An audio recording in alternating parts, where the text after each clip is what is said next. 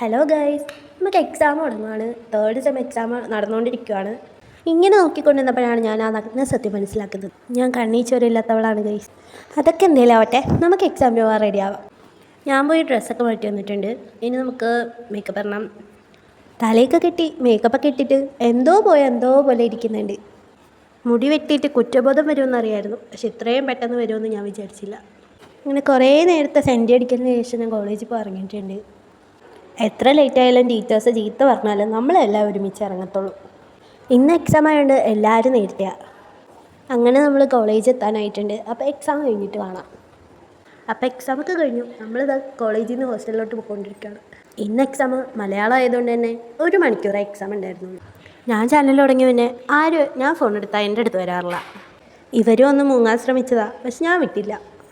പിന്നെ ഞാൻ എല്ലാവരോടും ടാറ്റ പറഞ്ഞ് ഹോസ്റ്റലിൽ കയറി. അപ്പോൾ പുതിയ വീഡിയോ ആയിട്ട് കാണുന്നവരെ ഓക്കെ, ബൈ.